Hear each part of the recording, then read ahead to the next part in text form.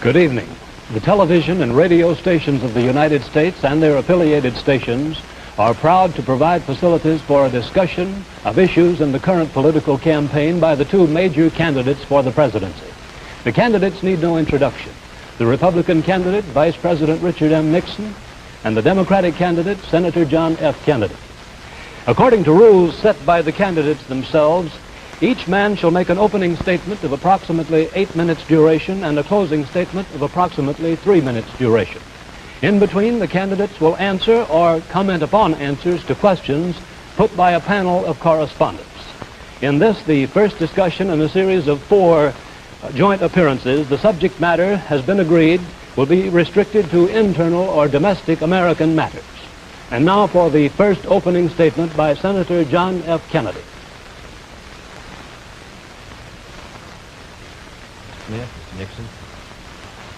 In the election of 1860, Abraham Lincoln said the question was whether this nation could exist half slave or half free.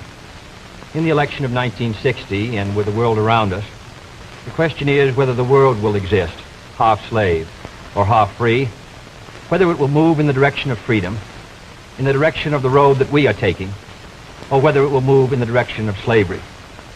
I think it will depend in great measure upon what we do here in the United States, that we build, on the kind of strength that we maintain. We discussed tonight domestic issues, but I would not want that to be any implication to be given that this does not involve directly our struggle with Mr. Khrushchev for survival. Mr. Khrushchev is in New York, and he maintains the communist offensive throughout the world because of the productive power of the Soviet Union itself. The Chinese communists have always had a large population, but they are important and dangerous now because they are mounting a major effort within their own country. The kind of country we have here, the kind of society we have, the kind of strength we build in the United States will be the defense of freedom. If we do well here, if we meet our obligations, if we're moving ahead, then I think freedom will be secure around the world. If we fail, then freedom fails. Therefore, I think the question before the American people is, are we doing as much as we can do? Are we as strong as we should be? Are we as strong as we must be if we're going to maintain our independence? And if we're going to maintain and hold out the hand of friendship to those who look to us for assistance, to those who look to us for survival? I should make it very clear that I do not think we're doing enough, that I am not satisfied as an American with the progress that we are making. This is a great country, but I think it could be a greater country. And this is a powerful country, but I think it could be a more powerful country. I'm not satisfied to have 50% of our steel mill capacity unused. I'm not satisfied when the United States had last year the lowest rate of economic growth of any major industrialized society in the world, because economic growth means strength and vitality. It means we're able to sustain our defenses. It means we're able to meet our commitments abroad. I'm not satisfied when we have over $9 billion worth of food, some of it rotting, even though there is a hungry world, and even though 4 million Americans wait every month for a food package from the government, which averages 5 cents a day per individual. I saw cases in West Virginia, here in the United States, where children took home part of their school lunch in order to feed their families, because I don't think we're meeting our obligations towards these Americans. I'm not satisfied when the Soviet Union is turning out twice as many scientists and engineers as we are. I'm not satisfied when many of our teachers are inadequately paid, or when our children go to school part-time shifts. I think we should have an educational system second to none. I'm not satisfied when I see men like Jimmy Hoffa in charge of the largest union in the United States, still free. I'm not satisfied when we are failing to develop the natural resources of the United States to the fullest. Here in the United States, which developed the Tennessee Valley and which built the Grand Coulee and the other dams in the northwest United States, at the present rate of hydropower production, and that is the hallmark of an industrialized society, the Soviet Union by 1975 will be producing more power than we are. These are all the things, I think, in this country that can make our society strong or can mean that it stands still. I'm not satisfied until every American enjoys his full constitutional rights. If a Negro baby is born, and this is true also of Puerto Ricans and Mexicans in some of our cities, he has about 1/2 as much chance to get through high school as a white baby. He has 1/3 as much chance to get through college as a white student. He has about 1/3 as much chance to be a professional man, about 1/2 as much chance to own a house. He has about 4 times as much chance that he'll be out of work in his life as the white baby. I think we can do better. I don't want the talents of any American to go to waste. I know that there are those who say that we want to turn everything over to the government. I don't at all. I want the individuals to meet their responsibilities. And I want the states to meet their responsibilities. But I think there is also a national responsibility. The argument has been used against every piece of social legislation in the last 25 years.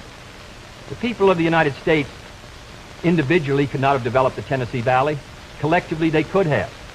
A cotton farmer in Georgia, or a peanut farmer, or a dairy farmer in Wisconsin or Minnesota, he cannot protect himself against the forces of supply and demand in the marketplace, but working together in effective governmental programs, he can do so. 17 million Americans who live over 65 on an average Social Security check of about $78 a month. They're not able to sustain themselves individually, but they can sustain themselves through the Social Security system. I don't believe in big government, but I believe in effective governmental action. And I think that's the only way that the United States is going to maintain its freedom. It's the only way that we're going to move ahead. I think we can do a better job. I think we're going to have to do a better job if we are going to meet the responsibilities which time and events have placed upon us. We cannot turn the job over to anyone else. If the United States fails, then the whole cause of freedom fails. And I think it depends in great measure on what we do here in this country.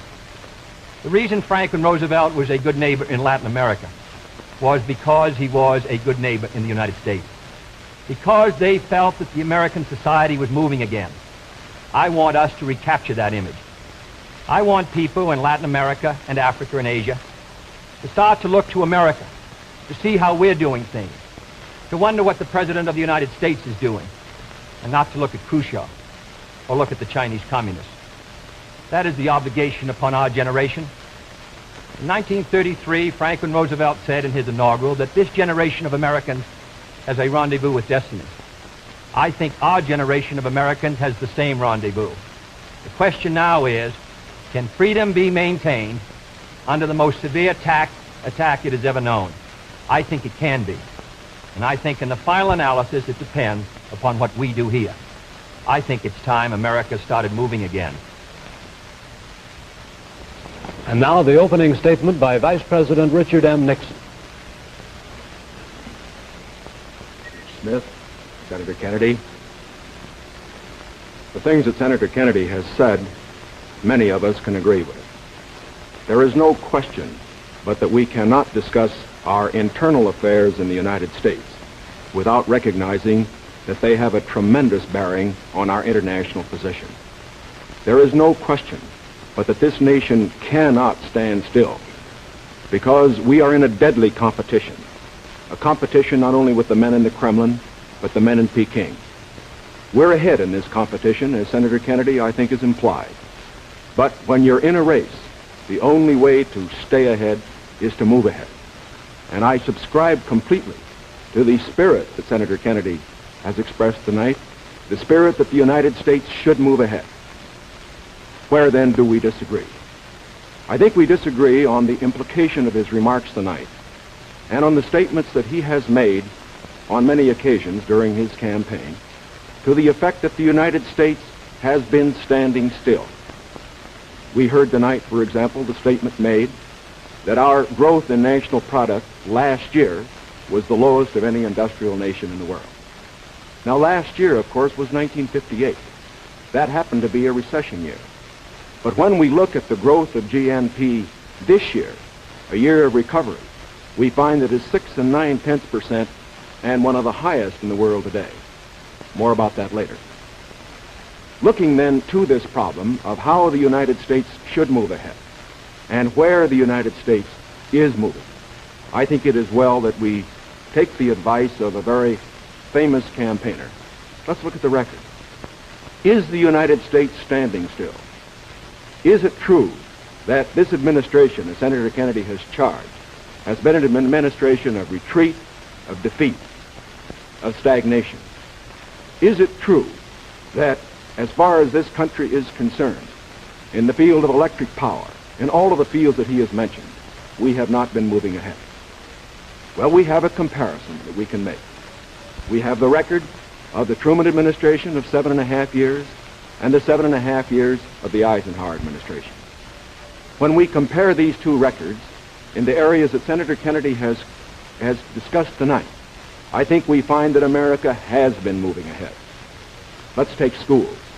We have built more schools in these last 7.5 years than we built in the previous 7.5, for that matter, in the previous 20 years. Let's take hydroelectric power. We have developed more hydroelectric power in these 7.5 years than was developed in any previous administration in history. Let us take hospitals. We find that more have been built in this administration than in the previous administration. The same is true of highways. Let's put it in terms that all of us can understand. We often hear gross national product discussed, and in that respect, may I say that when we compare the growth in this administration with that of the previous administration, that then there was a total growth of 11% over 7 years. In this administration, there's been a total growth of 19% over 7 years. That shows that there's been more growth in this administration than in its predecessors. But let's not put it there. Let's put it in terms of the average family. What has happened to you? We find that your wages have gone up 5 times as much in the Eisenhower administration as they did in the Truman administration. What about the prices you pay? We find that the prices you pay went up 5 times as much in the Truman administration as they did in the Eisenhower administration. What's the net result of this? This means that the average family income went up 15% in the Eisenhower years as against 2% in the Truman years. Now, this is not standing still. But, good as this record is, may I emphasize, it isn't enough. A record is never something to stand on. It's something to build on. And in building on this record, I believe that we have the secret for progress. We know the way to progress. And I think, first of all, our own record proves that we know the way. Senator Kennedy has suggested that he believes he knows the way. I respect the sincerity with which he makes that suggestion. But on the other hand, when we look at the various programs that he offers, they do not seem to be new. They seem to be simply retreads of the programs of the Truman administration which preceded it. And I would suggest that during the course of the evening he might indicate those areas in which his programs are new, where they will mean more progress than we had then. What kind of programs are we for? We are for programs that will expand educational opportunities, that will give to all Americans their equal chance for education, for all of the things which are necessary and dear to the hearts of our people. We are for programs, in addition, which will see that our medical care for the aged is much better handled than it is at the present time. Here again, may I indicate that Senator Kennedy and I are not in disagreement as to the aim. We both want to help the old people. We want to see that they do have adequate medical care. The question is the means. I think that the means that I advocate will reach that goal better than the means that he advocates. I could give better examples, but for whatever it is, whether it's in the field of housing or health or medical care or schools or the development of electric power, we have programs which we believe will move America, move her forward and build on the wonderful record that we have made over these past 7.5 years. Now, when we look at these programs, might I suggest that in evaluating them, we often have a tendency to say that the test of a program is how much you're spending. I will concede that in all the areas to which I have referred, Senator Kennedy would have the federal government spend more than I would have it spend. I costed out the cost of the Democratic platform. It runs a minimum of $13.2 billion a year more than we are presently spending to a maximum of $18 billion a year more than we're presently spending. Now, the Republican platform will cost more, too. It will cost a minimum of $4 billion a year more, a maximum of $4 9/10 billion a year more than we're presently spending. Now, does this mean that his program is better than ours? Not at all. Because it isn't a question of how much the federal government spends. It isn't a question of which government does the most. It's a question of which administration does the right thing. And in our case, I do believe that our programs will stimulate the creative energies of 180 million free Americans. I believe the programs that Senator Kennedy advocates will have a tendency to stifle those creative energies. I believe, in other words, that his programs would lead to the stagnation of the motive power that we need in this country to get progress. The final point that I would like to make is this. Senator Kennedy has suggested in his speeches that we lack compassion for the poor, for the old, and for others that are unfortunate. Let us understand throughout this campaign that his motives and mine are sincere. I know what it means to be poor. I know what it means to see people who are unemployed. I know Senator Kennedy feels as deeply about these problems as I do. But our disagreement is not about the goals for America, but only about the means to reach those goals.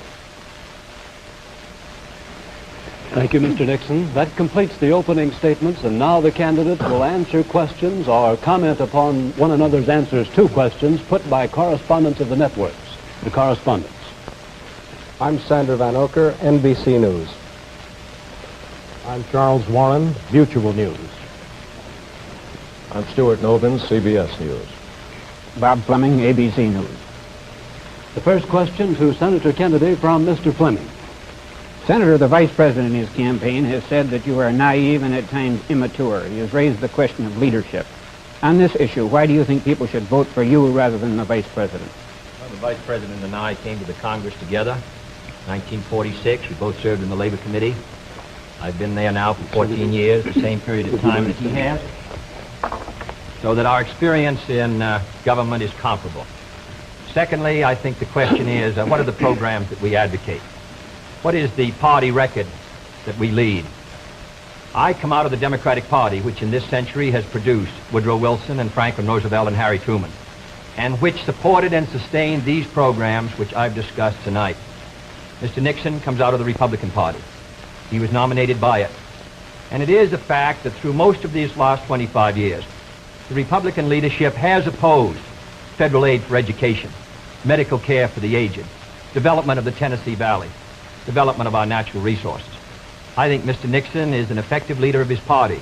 I hope he would grant me the same.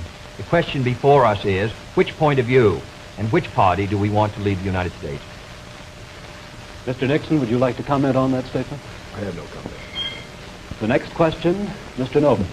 Mr. Vice President, your campaign stresses the value of your 8-year experience, and the question arises as to whether that experience was as an observer or as a participant or as an initiator of policy making. Would you tell us, please, specifically what major proposals you have made in the last 8 years that have been adopted by the administration? It would be rather difficult to cover them in 2.5 minutes. I would suggest that these proposals could be mentioned. First, after each of my foreign trips, I have made recommendations that have been adopted. For example, after my first trip abroad, I strongly recommended that we increase our exchange programs, particularly as they related to exchange of persons, of leaders in the labor field and in the information field. After my trip to South America, I made recommendations that a separate inter-American lending agency be set up, which the South American nations would like much better than to participate in the lending agencies which treated all the countries of the world the same. I have made other recommendations after each of the other trips. For example, after my trip abroad to Hungary, I made some recommendations with regard to the Hungarian refugee situation, which were adopted not only by the President, but some of them were enacted into law by the Congress. Within the administration, as a chairman of the President's Committee on Price Stability and Economic Growth, I have had the opportunity to make recommendations which have been adopted within the administration and which I think have been reasonably effective. I know Senator Kennedy suggested in a speech at Cleveland yesterday that that committee had not been particularly effective. I would only suggest that while we do not take the credit for it, I would not presume to, that since that committee has been formed, the price line has been held very well within the United States. Well, I would say in the latter that and that's what I found somewhat unsatisfactory about the figures, Mr. Nixon, that you used in your previous speech. When you talked about the Truman administration, Mr. Truman came to office in 1944 and at the end of the war, and difficulties that were facing the United States during that period of transition, 1946 when price controls were lifted. So it's rather difficult to use an overall figure of taking those 7.5 years and comparing them to the last 8 years. I'd prefer to take the overall percentage record of the last 20 years of the Democrats and the 8 years of the Republicans to show an overall period of growth. In regard to price stability, I'm not aware that that committee did produce recommendations that ever were certainly before the Congress from the point of view of legislation in regard to controlling prices. In regard to the exchange of students, of labor unions, I am chairman of the subcommittee on Africa, and I think that one of the most unfortunate phases of our policy towards that country was the very minute number of exchanges that we had. I think it's true of Latin America also. We did come forward with a program of students for the Congo of over 300, which was more than the federal government had for all of Africa the previous year. So that I don't think that we have moved, at least in those two areas, with sufficient vigor. The next question to Senator Kennedy from Mr. Warren. Senator Kennedy, during your brief speech a few minutes ago, you mentioned farm surpluses. I'd like to ask this. It's a fact, I think, the presidential candidates traditionally make promises to farmers. Lots of people, I think, don't understand why the government pays farmers for not producing certain crops, or paying farmers if they overproduce, for that matter. Now, let me ask, sir, why can't the farmer operate like the businessman who operates a factory? If an auto company overproduces a certain model car, Uncle Sam doesn't step in and buy up the surplus. Why this constant courting of the farmer? Well, because I think that if the federal government moved out of the program and withdrew its support, then I think you would have complete economic chaos. The farmer plants in the spring and harvests in the fall. There are hundreds of thousands of them. They're not able to control their market very well. They bring their crops in or their livestock in, many of them about the same time. They have only a few purchasers that buy their milk or their hogs, few large companies in many cases, and therefore the farmer is not in a position to bargain very effectively in the marketplace.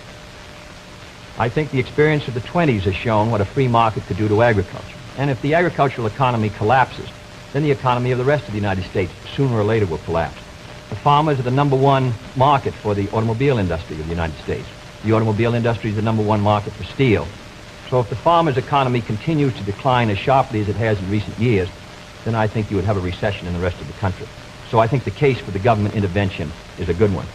Secondly, my objection to present farm policy is that there are no effective controls to bring supply and demand into better balance. The dropping of the support price in order to limit production does not work. And we now have the highest surpluses, $9 billion worth. We've had a higher tax load from the Treasury for the farmer in the last few years with the lowest farm income in many years. I think that this farm policy has failed. And my judgment, the only policy that will work will be for effective supply and demand to be in balance. And that can only be done through governmental action.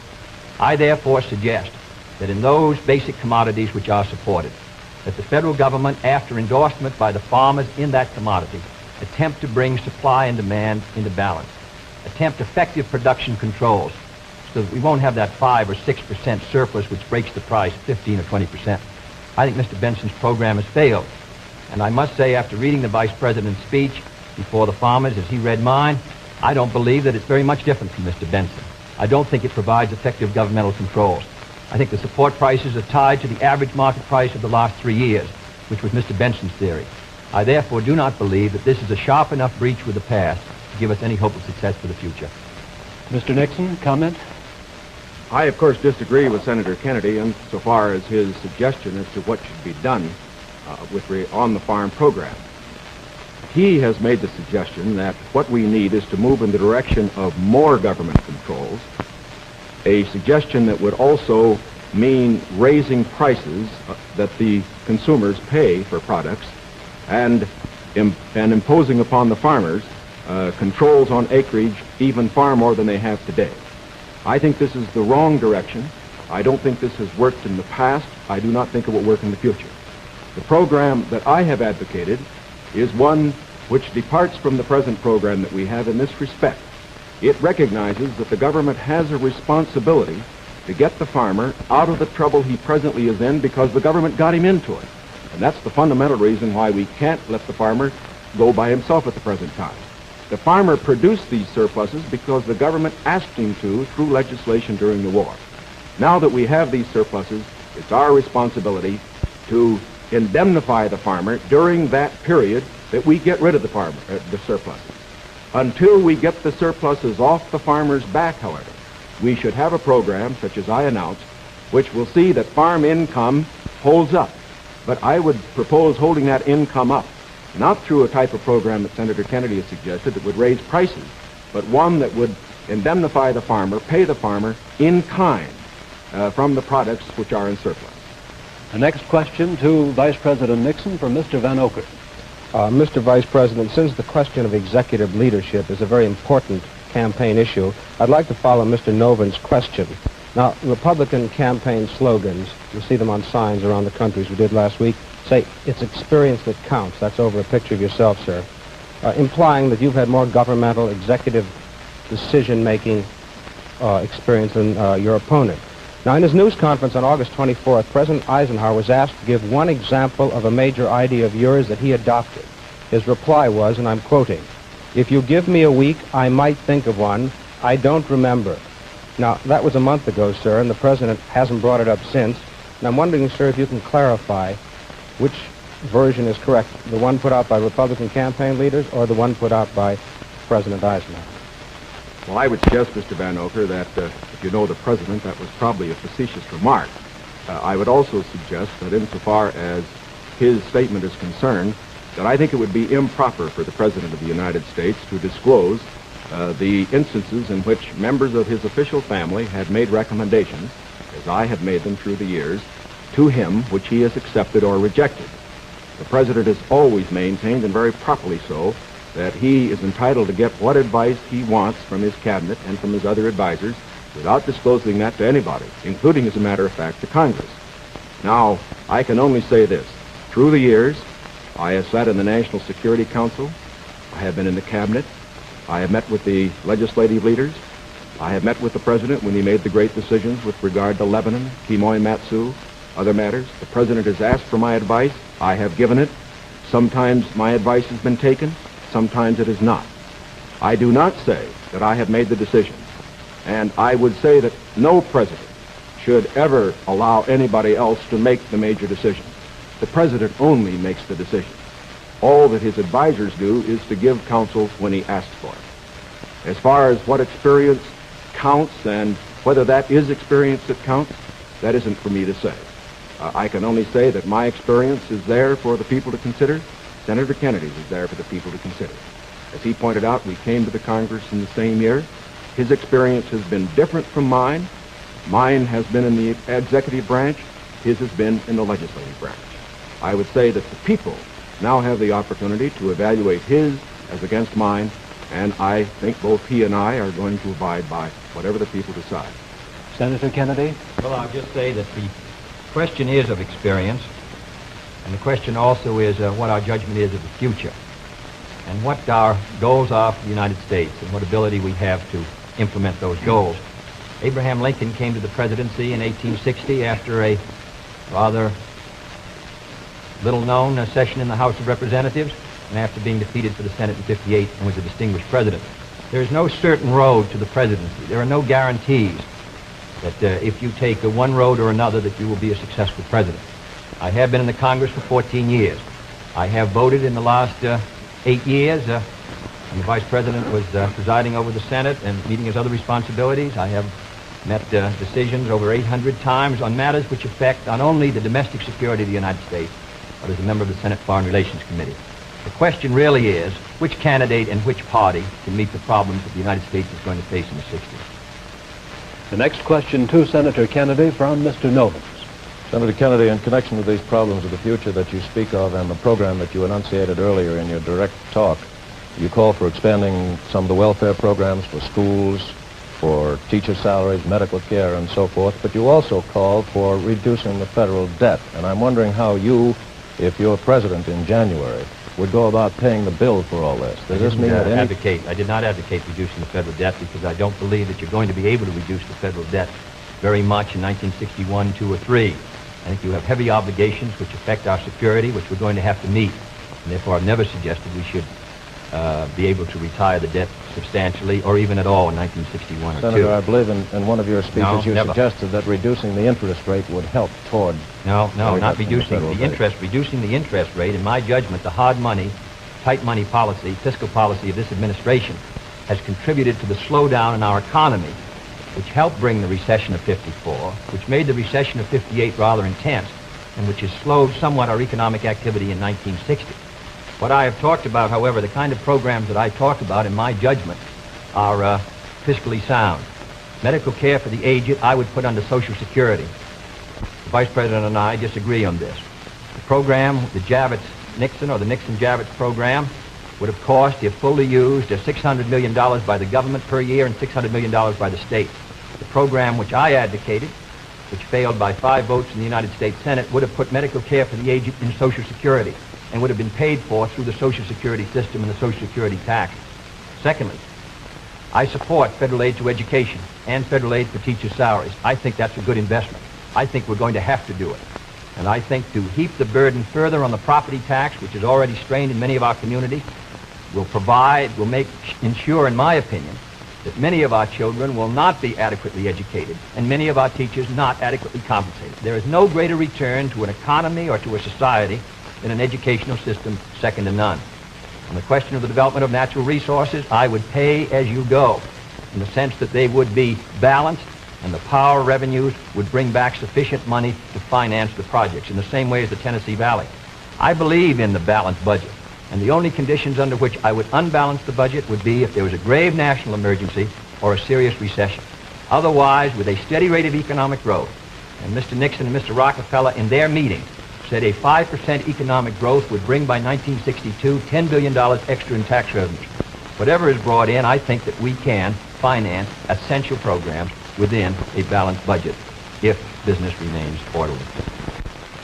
Yes, I think what Mr. Nova was referring to was not one of Senator Kennedy's speeches, but the Democratic platform, which did mention cutting the national debt. I think, too, that it should be pointed out that, of course, it is not possible, particularly under the proposals that Senator Kennedy has advocated, either to cut the national debt or to reduce taxes. As a matter of fact, it will be necessary to raise taxes. As Senator Kennedy points out, that as far as his one proposal is concerned, the one for medical care for the aged, that would be financed out of Social Security. That, however, is raising taxes for those who pay Social Security. He points out that he would make pay-as-you-go be the basis for our natural resources development. For our natural resources development, which I also support incidentally, however, whenever you appropriate money for one of these projects, you have to pay now and appropriate the money, and while they eventually do pay out, it doesn't mean that the government doesn't have to put out the money this year. And so I would say that in all of these proposals that Senator Kennedy has made, they will result in one of two things. Either he has to raise taxes or he has to unbalance the budget. If he unbalances the budget, that means you have inflation, and that will be, of course, a very cruel blow to the very people, the older people that we've been talking about. As far as aid for school construction is concerned, I favor that, as Senator Kennedy did in January of this year, when he said he favored that rather than aid to teacher salaries. I favor that because I believe that's the best way to aid our schools without running any risk whatever of the federal government telling our teachers what to teach. The next question to Vice President Nixon from Mr. Warren. Mr. Vice President, you mentioned schools. It was just yesterday, I think you asked for a crash program to raise education standards. And this evening you talked about advances in education. Mr. Vice President, you said it was back in 1957 that salaries paid to school teachers were nothing short of a national disgrace. Higher salaries for teachers, you added, were important, and if the situation wasn't corrected, it would lead to a national disaster. Yet you refused to vote in the Senate in order to break a tie vote when that single vote, if it had been yes, would have granted salary increases to teachers. I wonder if you could explain that, sir. Awfully glad you got that question, because as you know, I got into it at the last of my other question, wasn't able to complete the argument. I think that the reason that I voted against having the federal government pay teacher salaries was probably the very reason that concerned Senator Kennedy when in January of this year in his kickoff press conference he said that he favored aid for school construction, but at that time did not feel that there should be aid for teacher salaries. At least that's the way I read his remarks. Now, why should there be any question about the federal government aiding teacher salaries? Why did Senator Kennedy take that position then? Why do I take it now? We both took it then, and I take it now for this reason. We want higher teacher salaries. We need higher teacher salaries. But we also want our education to be free of federal control. When the federal government gets the power to pay teachers, inevitably, in my opinion, it will acquire the power to set standards and to tell the teachers what to teach. I think this would be bad for the country. I think it would be bad for the teaching profession.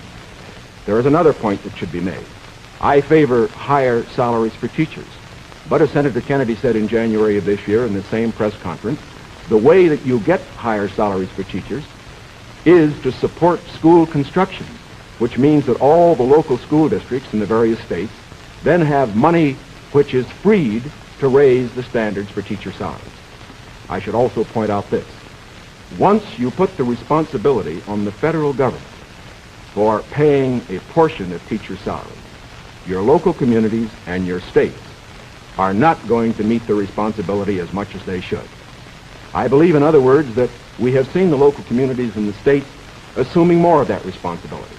Teacher salaries, very fortunately, have gone up 50% in the last 8 years, as against only a 34% rise for other salaries. This is not enough. It should be more. But I do not believe that the way to get more salaries for teachers is to have the federal government get in with a massive program. My objection here is not the cost in dollars. My objection here is the potential cost in controls and eventual freedom for the American people by giving the federal government power over education. And that is the greatest power a government can have. Senator Kennedy's comment? When the Vice President quotes me in January 60, I do not believe the federal government should pay directly teacher salaries, but that was not the issue before the Senate in February. The issue before the Senate was that the money would be given to the state. The state then could determine whether the money would be spent for school construction or teacher salary. On that question, the Vice President and I disagreed. I voted in favor of that proposal and supported it strongly because I think that that provided assistance to our teachers for their salaries without any chance of federal control. And it is on that vote that Mr. Nixon and I disagreed, and his tie vote defeated. His breaking the tie defeated the proposal. I don't want the federal government paying teachers' salaries directly, but if the money will go to the states, and the states can then determine whether it shall go for school construction or for teachers' salaries, in my opinion, you protect the local authority over the school board and the school committee. And therefore, I think that was a sound proposal, and that is why I supported it, and I regret that it did not pass. Secondly, there have been statements made that the Democratic platform would cost a good deal of money and that I'm in favor of unbalancing the budget. That is wholly wrong, wholly in error, and it is a fact that in the last 8 years, the Democratic Congress has reduced the request for the appropriation by over $10 billion. That is not my view, and I think it ought to be stated very clearly on the record. My view is that you can do these programs, and they should be carefully drawn within a balanced budget if our economy is moving ahead. The next question to Senator Kennedy from Mr. Van Oker. Senator, you've been promising the voters that if you are elected president, you'll try and push through Congress bills on medical aid to the aged, a comprehensive minimum hourly wage bill, federal aid to education. Now, in the August post-convention session of the Congress, when you at least held up the possibility you could one day be president, and when you had overwhelming majorities, especially in the Senate, you could not get action on these bills. Now, how do you feel that you'll be able to get them in January if you weren't able to get them in August? If I may take the bills, we did pass in the Senate a bill to provide a $1.25 minimum wage. It failed because the House did not pass it, and the House failed by 11 votes. And I might say that 2/3 of the Republicans in the House voted against a $1.25 minimum wage, and a majority of the Democrats sustained it. Nearly 2/3 of them voted for the $1.25. We were threatened by a veto if we passed $1.25. It's extremely difficult, with the great power that the president does, to pass any bill when the president is opposed. All the president needs to sustain his veto of any bill is 1/3 plus 1 in either the House or the Senate. Secondly, we passed a federal aid to education bill in the Senate. It failed to come to the floor of the House of Representatives. It was killed in the Rules Committee. And it is a fact in the August session that the 4 members of the Rules Committee who were Republicans, joining with 2 Democrats, voted against sending the aid to education bill to the floor of the House. 4 Democrats voted for it. Every Republican on the Rules Committee voted against sending that bill to be considered by the members of the House of Representatives. Thirdly, on medical care for the aged. This is the same fight that's been going on for 25 years in Social Security. We wanted to tie it to Social Security. We offered an amendment to do so. 44 Democrats voted for it. 1 Republican voted for it. And we were informed at the time it came to a vote that if it was adopted, the President of the United States would veto it. In my judgment, a vigorous Democratic president, supported by a Democratic majority in the House and Senate, can win the support for these programs.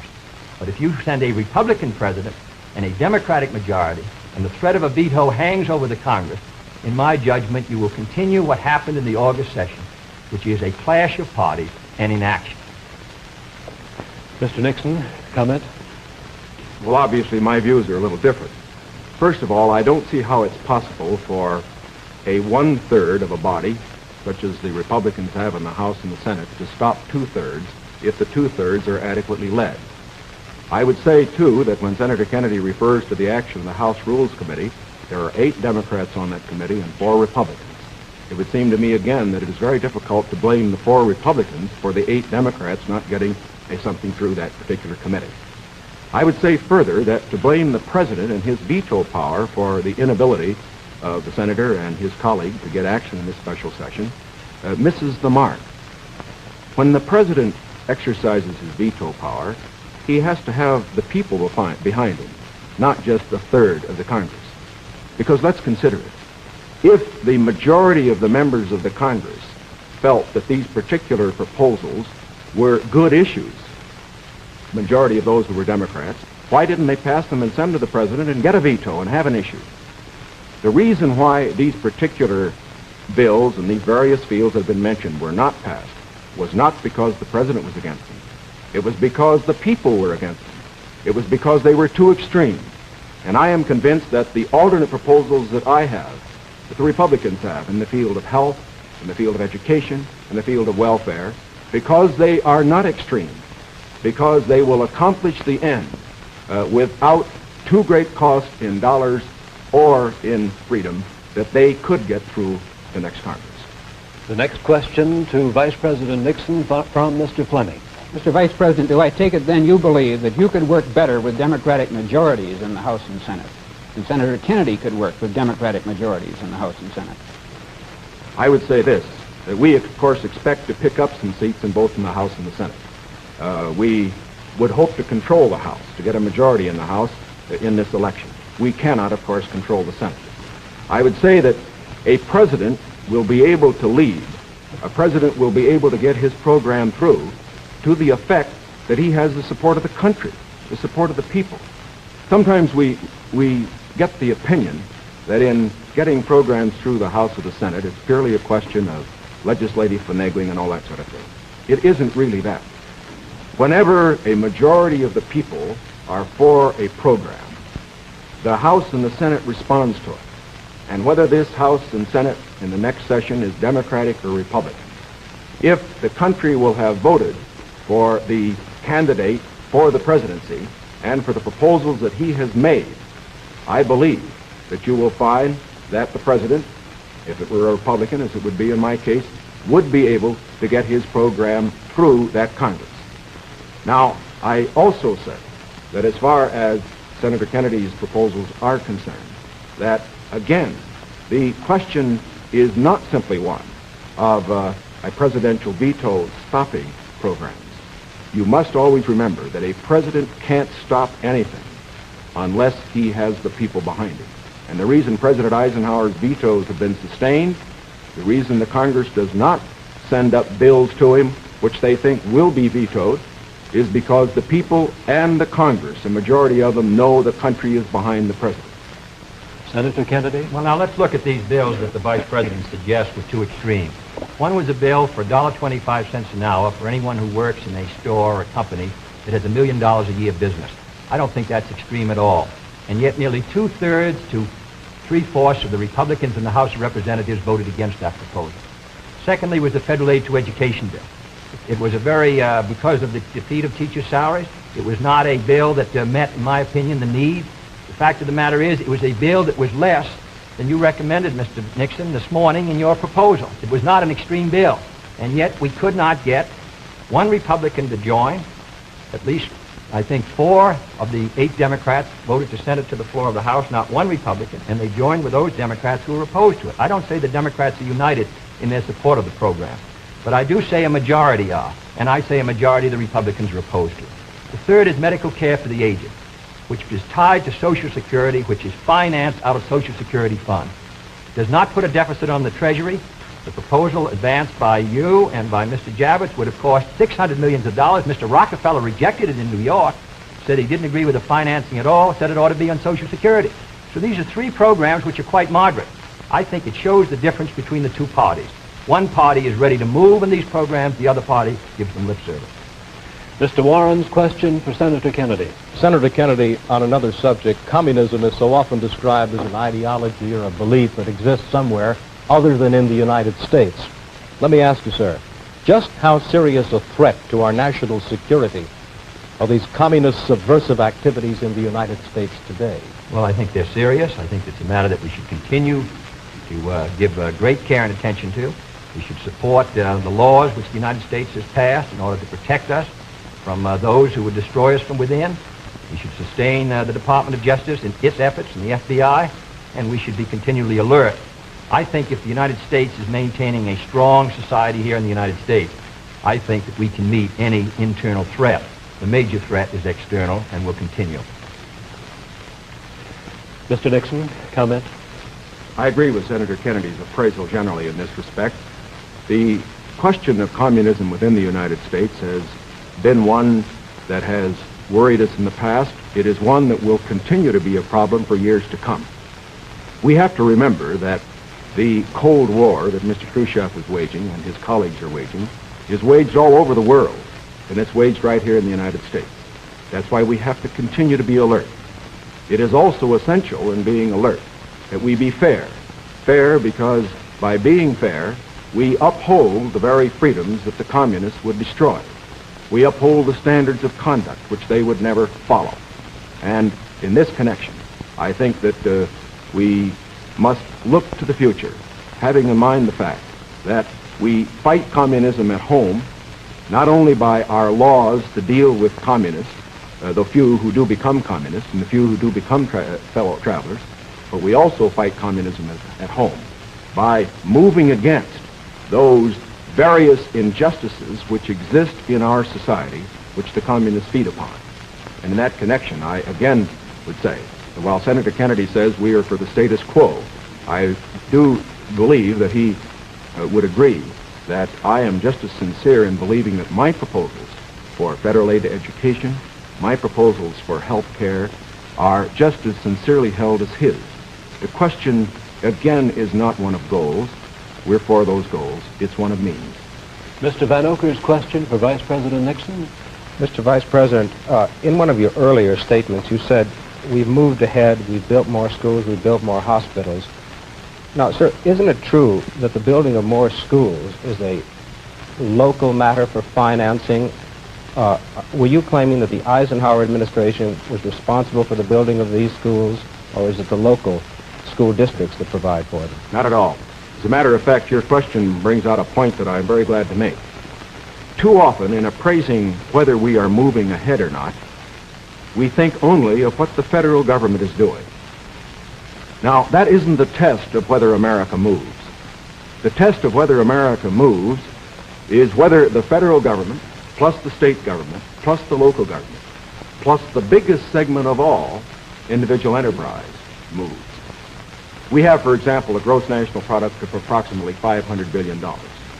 Roughly $100 billion to $125 billion of that is the result of government activity.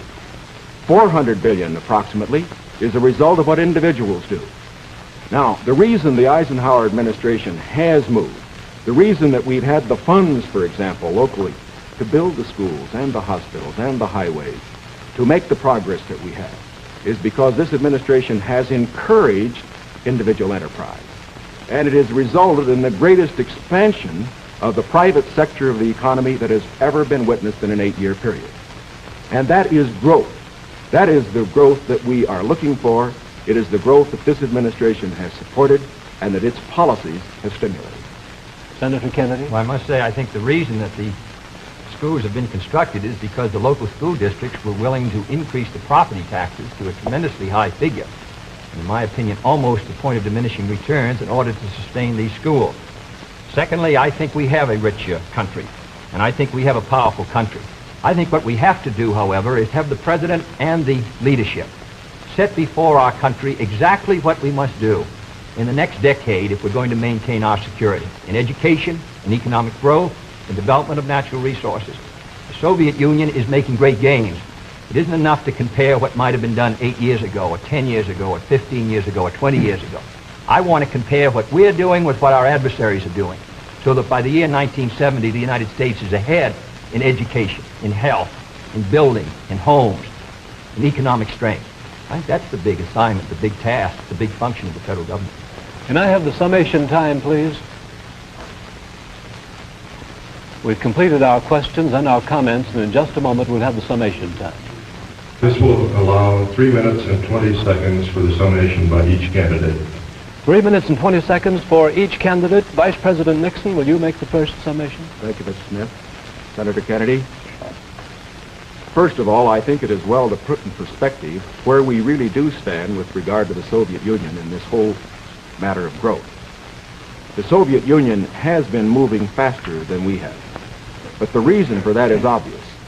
They start from a much lower base. Although they have been moving faster in growth than we have, we find, for example, today, that their total gross national product is only 44% of our total gross national product. That's the same percentage that it was 20 years ago.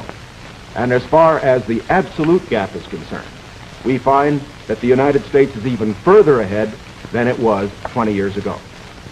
Is this any reason for complacency? Not at all. Because these are determined men. They are fanatical men. And we have to get the very most out of our economy. I agree with Senator Kennedy completely on that score. Where we disagree is in the means that we would use to get the most out of our economy. I respectfully submit that Senator Kennedy too often would rely too much on the federal government, on what it would do to solve our problems, to stimulate growth. I believe that when we examine the Democratic platform, when we examine the proposals that he has discussed tonight, when we compare them with the proposals that I have made, that these proposals that he makes would not result in greater growth for this country than would be the case if we followed the programs that I have advocated. There are many of the points that he has made that I would like to comment upon. The one in the field of health is worth mentioning. Our health program, the one that Senator Javits and other Republican senators as well as I supported, is one that provides for all people over 65 who want health insurance the opportunity to have it if they want it. It provides a choice of having either government insurance or private insurance.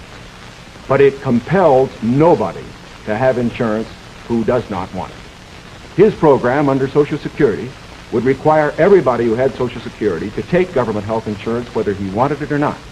And it would not cover several million people who are not covered by Social Security at all. Here is one place where I think that our program does a better job than his. The other point that I would make is this. This downgrading of how much things cost, I think many of our people will understand better when they look at what happened during the Truman administration when the government was spending more than it took in. We found savings over a lifetime eaten up by inflation. We found the people who could least afford it, people on retired incomes, people on fixed incomes, we found them unable to meet their bills at the end of the month. It is essential that a man who's president of this country certainly stand for every program that will mean for growth. And I stand for programs that will mean growth and progress. But it is also essential that he not allow a dollar spent that could be better spent by the people themselves. Senator Kennedy, your conclusion? The point was made by Mr. Nixon that the Soviet production is only 44% of ours. I must say that 44% in that Soviet country is causing us a good deal of trouble tonight. I want to make sure that it stays in that relationship. I don't want to see the day when it's 60% of ours and 70 and 75 and 80 and 90% of ours, with all the force and power that it could bring to bear in order to cause our destruction. Secondly, the Vice President mentioned medical care for the aged. Our program was an amendment to the Kerr bill. The Kerr bill provided assistance to all those who were not on Social Security. I think it's a very clear contrast.